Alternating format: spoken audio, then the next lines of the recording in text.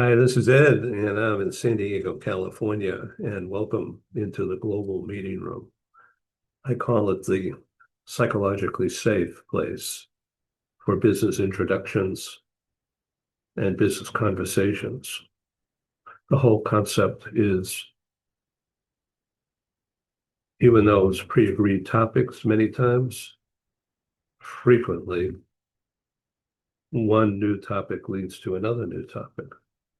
And that's where the depth and intelligence, the intelligence of what we're doing on Global TV Talk Show bears fruit for all the participants, including the viewers out there who will watch this subsequently to today's recording session, live broadcast recording session.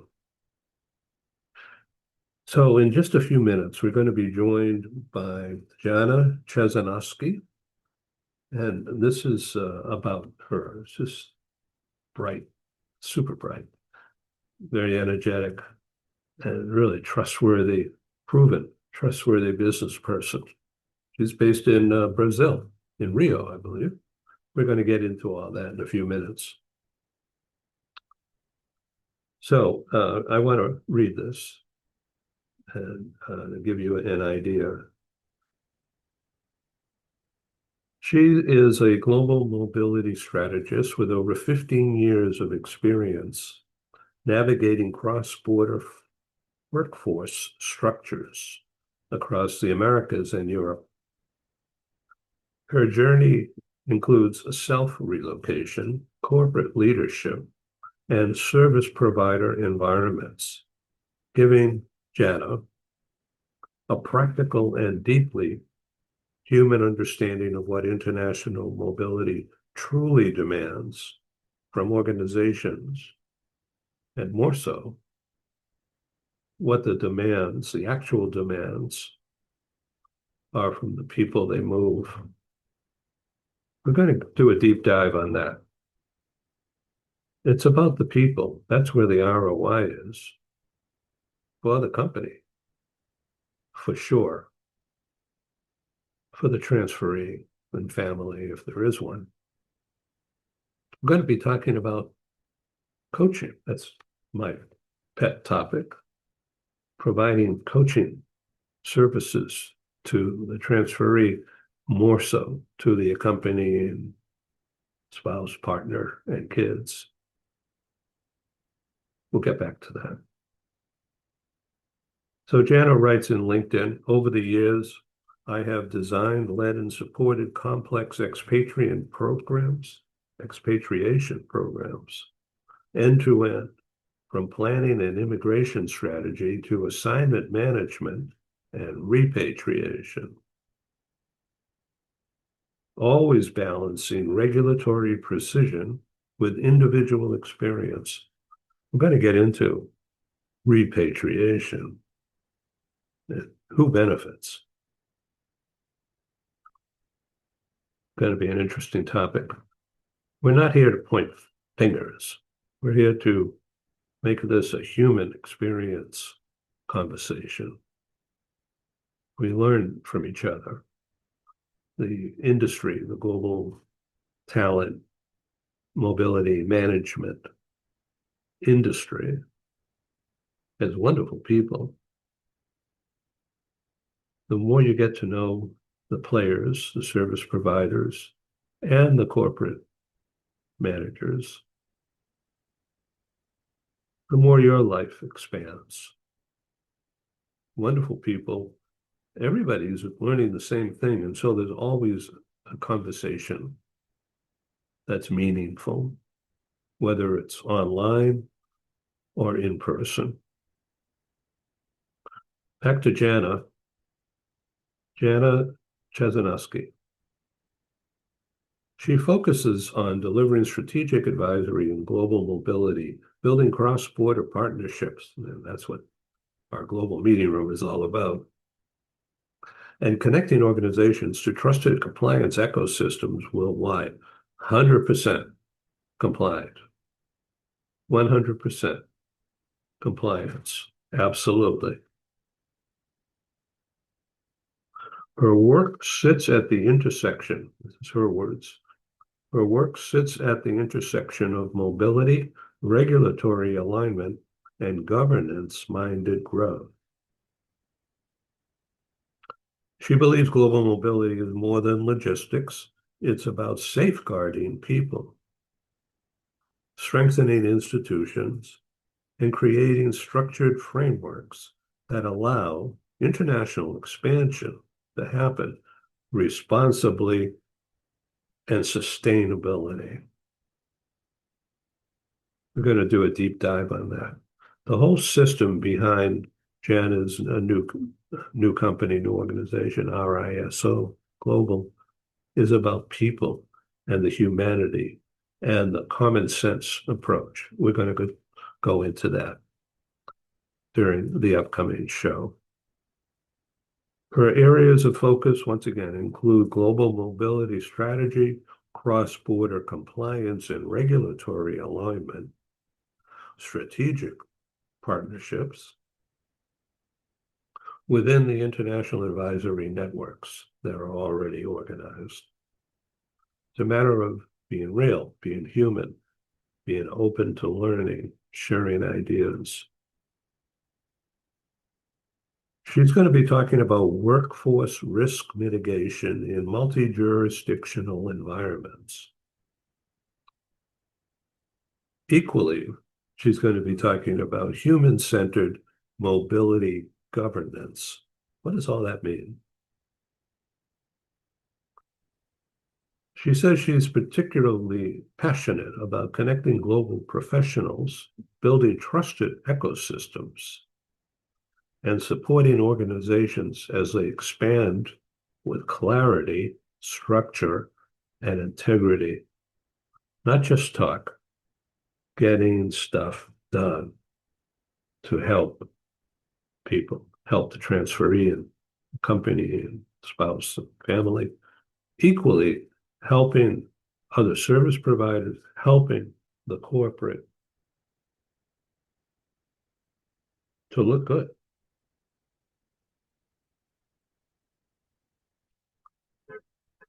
Jana strives to connect diverse voices and drive meaningful change within organizations.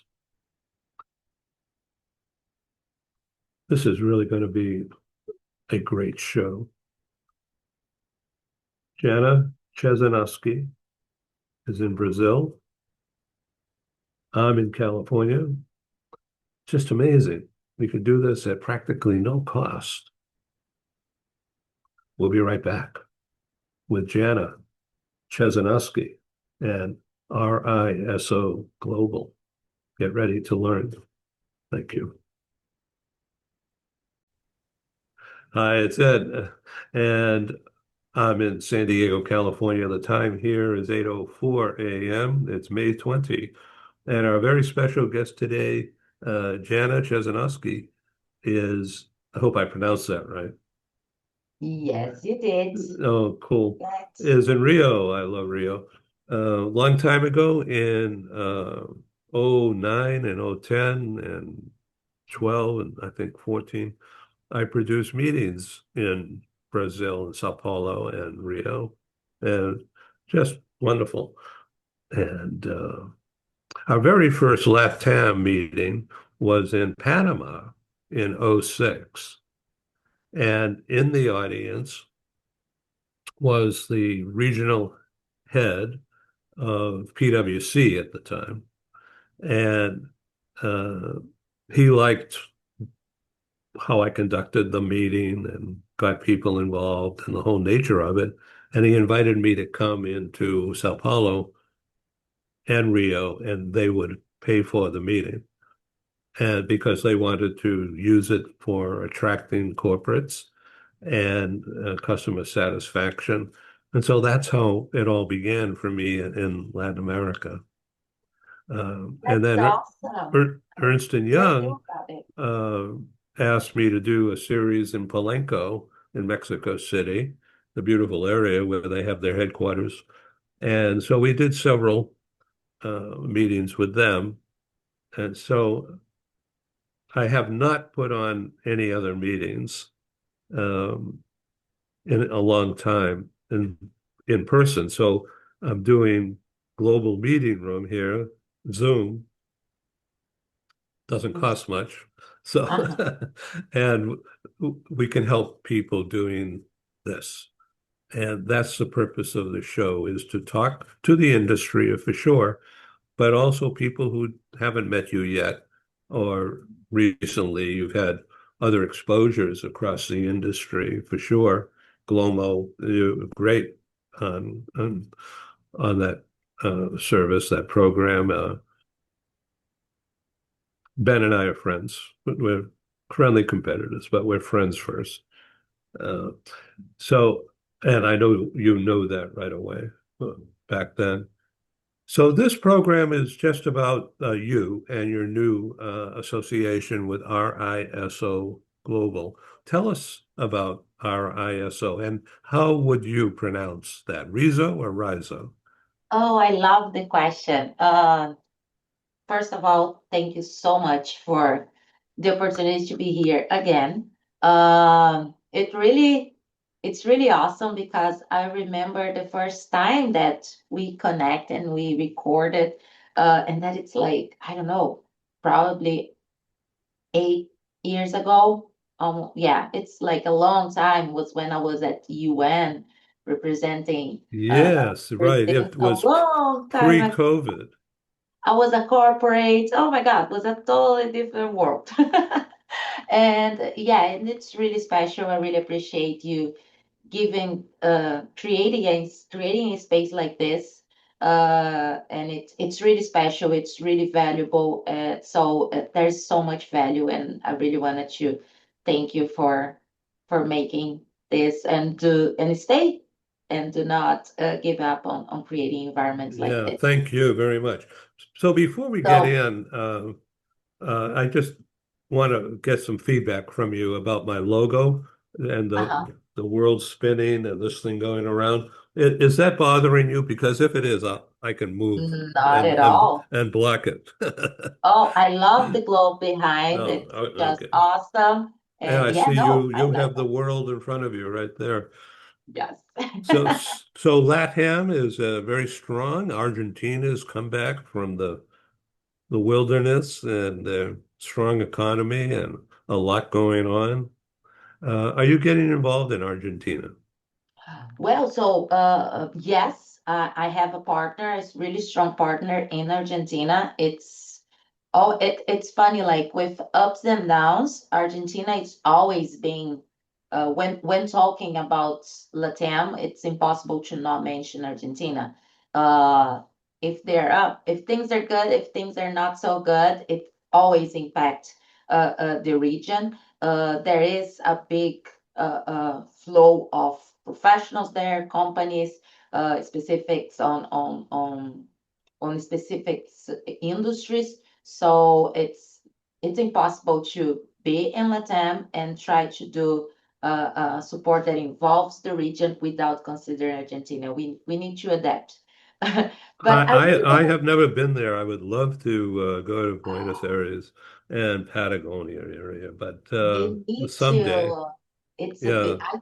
I don't know as I wish. I know Buenos Aires, and I had like an amazing experience. It's been a long time, by the way, and the city is awesome. For me, it's awesome because it involves all the things that for me I look forward when I go to a different place. There's a lot of history that it's great food, Right. and And good people. wine. Yeah. Yes, and people are really, really friendly. And yes, the wine it's Yeah. really So incredible. I have a friend here in San Diego who's a travel agent, and Mhm. he has an office in Uruguay, Montevideo. Okay. Yeah, and I didn't know anything about that area, but um, he's shown me videos and talked to me about that. He says that's really it's like a secret, almost a secret, because it's of the lower cost of living and the wonderful weather and the ease of doing business. Yeah, there's a lot going on there because there's a port in Uruguay. So, if there's a port, that it's like products arrive, people arrive. So there's a lot of business opportunities there. And yes, you are right. It feels like a little bit of it's still a secret, but yeah, that's a lot of opportunities in Uruguay, and people don't talk about the country enough, I would say, for sure. You have a point. And actually, like the same partner, it's the same group that when we talk about partnerships, like in Uruguay, Argentina, it's the same thing that we engage with. So yeah, Uruguay, Argentina, Chile, and yeah, to deliver support because when we talk again, when talking about Latam, we cannot forget to consider like all the way because it's Yeah, yeah. yeah. So, uh, have you been involved, and I know it could be difficult, but in Venezuela, and the prospects are pretty exciting now. It seems like peace and a better lifestyle for the people uh, is coming fast. I don't have experience working with Venezuela. Like it's pretty recent, all the changes that open again the market and opportunities. It's quite recent, a lot of adjustments. Um, but yeah, of course, for sure, a place for a lot of opportunities. A place is smart to consider at this stage to create connections there because at the right moment people will because after everything that happened there's a process of trusting for people to feel comfortable like it is the right moment, are things in place, where is what. But I think it's a really strategic moment to create connections in the region with specialists in the area to guarantee that they can dive into the specifics, the bureaucracy, and of course the new things that now for sure are being implemented to guarantee the business structure is set for global connections. Yes. Yeah. So I want to find out more about RISO, RISO. So So stuff that I've been reading about it, particularly from your associates in other places, it talks about the human uh, side of how relocation impacts a body, a mind, and I not love just it the that transferee, but the family, the family. So, and if the family's not happy, the transferee is going to have trouble, and the company's going to wind up getting. I'm going to watch my language and say disturbed, yeah, and it's not good for anybody, and never mind expensive. So the cultural and taking care of people seems to be your number one. I love it that that's the word that you connect with, and that's literally the the mission that we have to really have when people think about RISO. So to the question that you brought earlier. So I would say RISO because it's the word in Portuguese, my first language.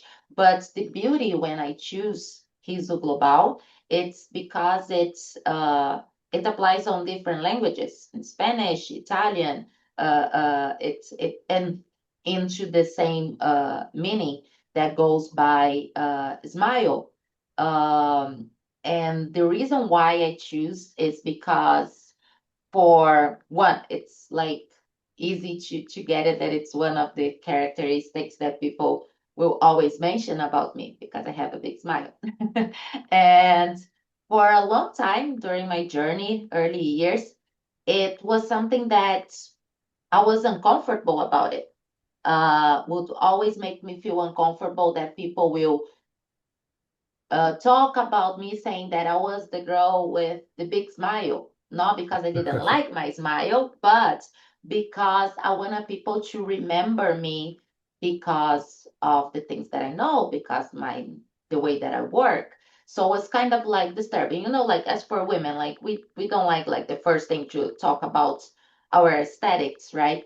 But with time, with maturity and all those things, I realize that uh, it's not a bad thing. So I kind of like reframe my perception, and I understood that yes, my smile, it really connects with the way that I believe it's important to deliver the service that I deliver with human connection. It's my smile, it's my window to my to to show like connection, to show who I am. So I'm like, okay, it's not something for me to be uncomfortable with. It's something for me to assume as one of the things that really transfer the message of the service the way that I want to deliver service. And that's how RISO began, because being in the industry for like 20 years as a corporate service provider in different services, it gave me the opportunity, the privilege to sit in different parts at the table and understand the demands, the expectations, where it's more focused or not. And I realized that what really made me excited was when I was really solving problems, supporting families there that they had like really specific needs, like something that like one size fits all would not incorporate it. So I was like, I want to be that person. I want to, when people think about RISO, it's because they will, as you mentioned, they will understand that it's because there's a big human centered approach, that we do want to deliver a concierge, really tailored solution, like that will not say that it's like this is the way that we deliver fit into us. It's more about like, tell me about your scenario and we will map and figure out everything that you need to guarantee that you have the support. On the part that you need professional support, we will be here. So because we understand we cannot take away everything that comes with relocating. Doesn't matter if it's inside of the country, internationally. There are things that are personal, and it's a lot, especially when you have like family. But there are things that professional support can really make it easier to know what to expect, understand when to make movements, the right choices. So we want to guarantee that we are holding hands and from the beginning until the end. And if it's just because a specific service that maybe the company it's not offering, so individuals can as well come to us and say like, hey, my partner or my kid needs a specific support that is not part of my package. We are here to support. My goal on a long term, it's for companies and individuals that when they have like a demand that delivers mapping and structure tailor, they will think about RISO knowing like, oh, okay, they will take the time to understand our needs, and we can trust that they will have partners to support us during this journey. So let's talk about coaching, Yes. um, taking care of people, which is sort of what you were just saying. And what my pet thing is when I talk with mobility managers and experts like yourself in different cities, different countries. Um, I say the companies have to supply a coach, professional coach, not only to the transferee, when they arrive in a new location, but a coach, maybe not the same person, a different kind of coach for the spouse, partner, and if there's a family, helping the spouse and partner deal with life, Yes. a new life, when, well, previously, they just went about life. They went to the store, they went to the bakery, they went to the school, they went to the park. Uh, they had friends, and now they have nothing, and they know nothing. And now that means there's guilt on the assignee, on the employee, and that creates friction at the worst possible time. So it's not a soft cost. It's a hard dollar investment in reality. Now, there was a Japanese company, I'm not going to name names, and I did an interview sort of like this, not the same comfort zone as we're having right now, because it's, that culturally it can't be done. It's much more structured, much more formal. Uh, but the guy, the executive within the Japanese-owned company in the US, says, we don't allow the transferee and family to go out on an assignment without 100% vetting cultural behavior, financial stability, emotional stability, and ability to work as a unit, not be tug of war, because it definitely, he says, will impact productivity. And I, as the responsible corporate guy, know that's going to happen. And so don't falsify anything. I know you're going to have problems, and we want to make sure you can deal with it. Because if it doesn't work, it's over. Yes, I couldn't agree more with you.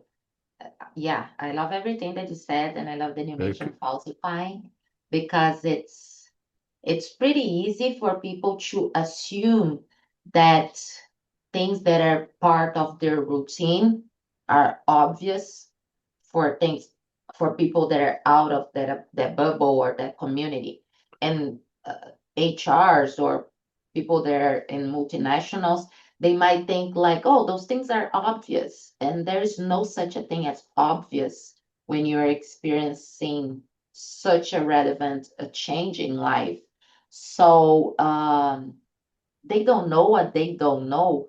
And to your point, it's not to lie and say like, oh, come with me because I will solve and I will avoid you to face the challenge that comes with relocation.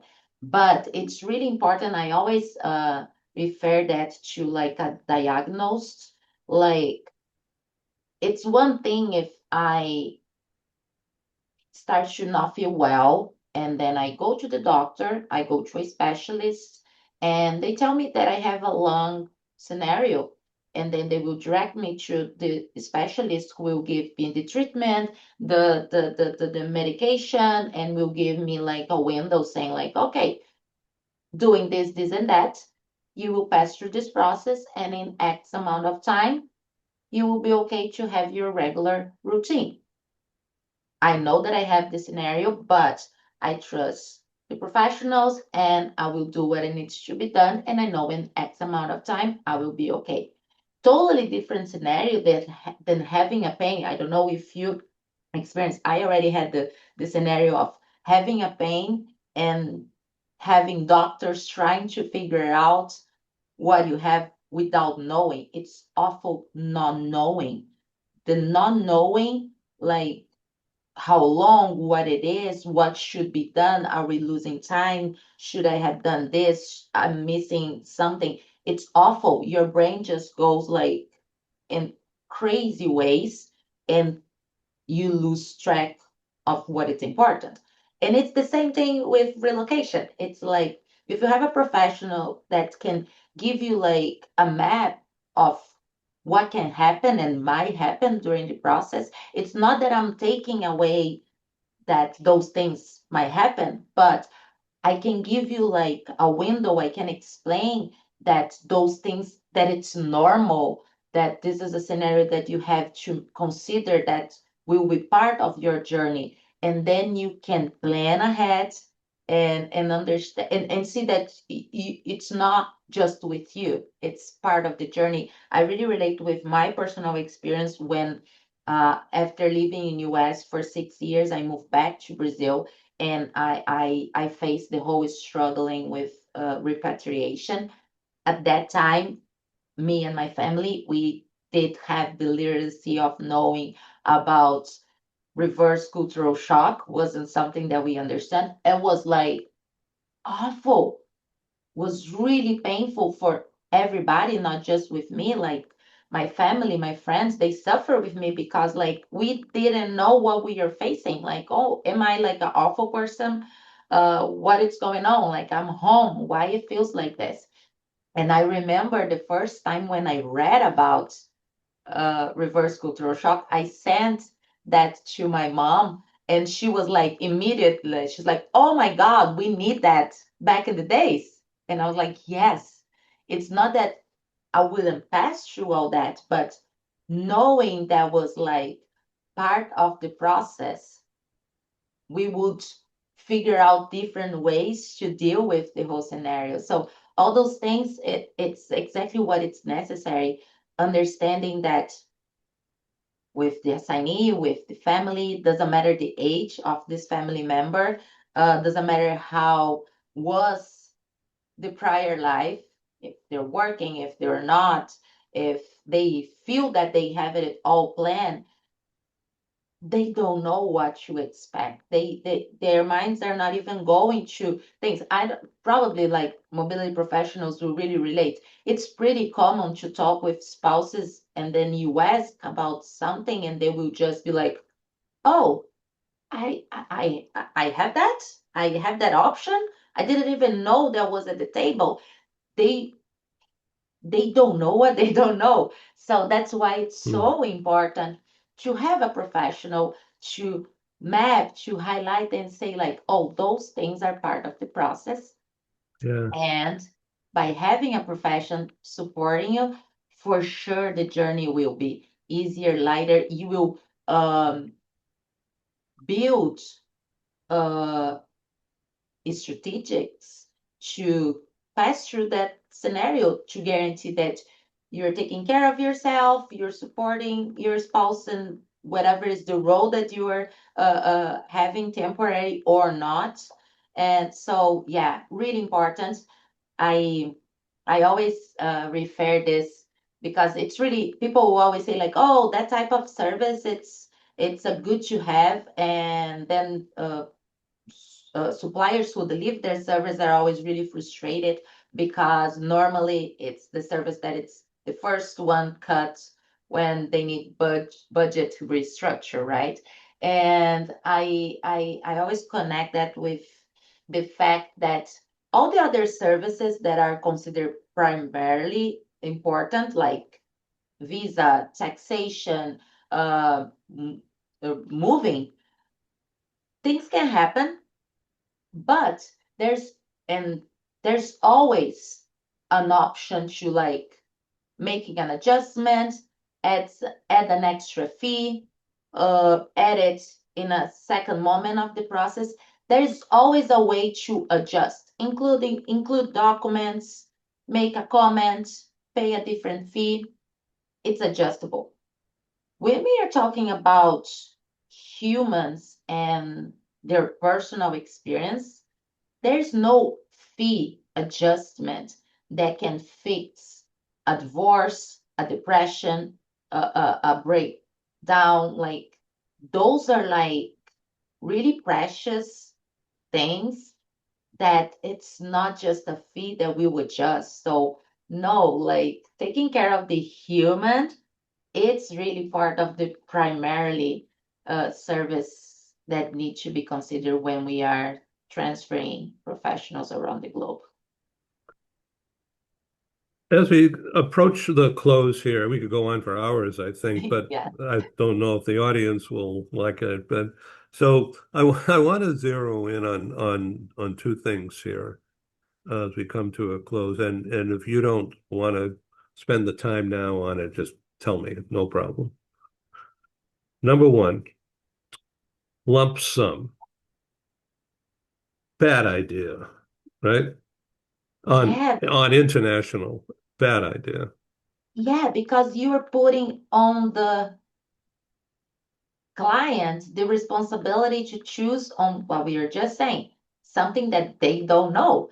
No, nothing It's about it. like, okay, I don't know what I need to evaluate. I don't know what are the key details on the services. I will look for what looks more shiny, what will give me extra money for other things that I want, or I want to just sound not expensive for the company. I don't know what to map.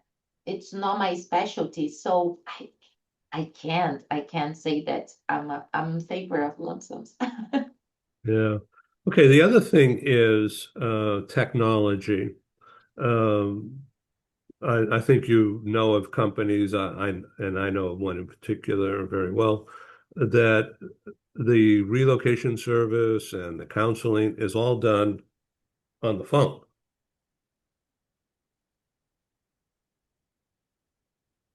we Apps. can we cannot 2026 we cannot say that it's possible to live a life without artificial intelligence technology. It's here, it's a fact, and it's here to support us, and I think it's about balancing what are the things that technology can help us when it's like uh mapping things that are just like files, data, moving like making it easier, things that are like just adding to the to-do list. So we have more time to have the personal connection and spending time on things that there will never be any machine that will be able to deliver. So yes, we are a human-centered, we are a people to people business. It's unquestionable. So let's use technology in our favor. So we will stop being professionals that are always so busy because, like, I need to deliver this report. I need to count this number. I need to those things. Those things, technology is here for those things. So then you have time for people interaction. So I think it's like let's play smart and use as a support so we can have more time for the things that no way any machine will be able to deliver. So as we come to a close on this edition, and I welcome you to come back and we can go deeper, uh, Thank you. what do you think about the coming season? Um, so the season of transfers and of recruitment, uh, is it strong in Brazil? What do you mean? Like what Yeah, is business strong? Or are companies normalizing? They hiring? Are they active? well, I Not think global, everybody, I know, but yeah, I think globally, everybody's being really cautious, conservative when talking about expanding uh in our industry, like relocating. It now always comes with the question like it's safe. Uh, can I bring my family and can we return at it in any time? I think that question was never so on the top of it. Um, but there, for example, here in Rio, uh, the oil and the energy sector, it's back, it's happening. Energy, technology, we have like a big hub. So airports are expanding, like direct flights for here from different continents and all that. So with everything happening in US, making it a big question mark, I think that opens a space for South America to play a really strategic open space for opportunities. And when I talk South America, like Yeah. Central America, Mexico, Colombia, I think there's like big opportunities and things are happening. I'm seeing like people starting new jobs, open roles. So the movement is happening. It's more about understanding which industries. Yeah, so it's happening, but not. It's more about like where it's happening, but Yeah. sure it is. And finally, is there relocations across the region, like from Mexico to Brazil? Yes, yes, yes. People and actually like I think the two-way movement, Mexicans here and Brazilians there. So yeah, relocation inside Latin America, it's happening. The agreements, Mercosur, it's still making good impact and making the possibilities a easy reality. And yeah, so it's happening. Yeah. Jana, thank you very much. Thank you. And I welcome you to come back again, perhaps bring a client or bring a partner and be more involved. I'd like to generate a series. Uh, I don't want to compete with Brazil talks, LATAM talks. I totally support that and have had people on to talk about those programs. But I just want to do my thing and Absolutely. just broaden the conversation. That's my Absolutely. purpose of doing this. I once again, I truly appreciate the trust, the opportunity, the space. I do not really believe in competition. I think it's like losing time. I think there's always opportunity to collaborate. There is no such a thing of one channel that does exactly the same. There's like a different community, different channels. So I think there's a lot of power in community and collaboration. It's one of our values here at RISO. So yeah, count on me. It will be a pleasure to be back here. And yeah, let's continue to make impact and supporting the industry. I really appreciate you, Ed. Thank you, Janet, and good luck with RISO Global. Thank I you. Thank you welcome so you much. to come back and do one of these, as well as join a small group discussion as we talk about global business, global talent development. That's what this program is all about. Thank you so Thank much. you. I'm really honored. And you I'm look the one. wonderful. Thank you. Thank All right, you. this is Ed signing off. We welcome your feedback. Here is scratch my head. Here is my email. We want your feedback. And it is editor, Global Business News, all one word, at gmail.com. And it gets right to me. And thank you, Janet, again. Thank you. Okay, ciao.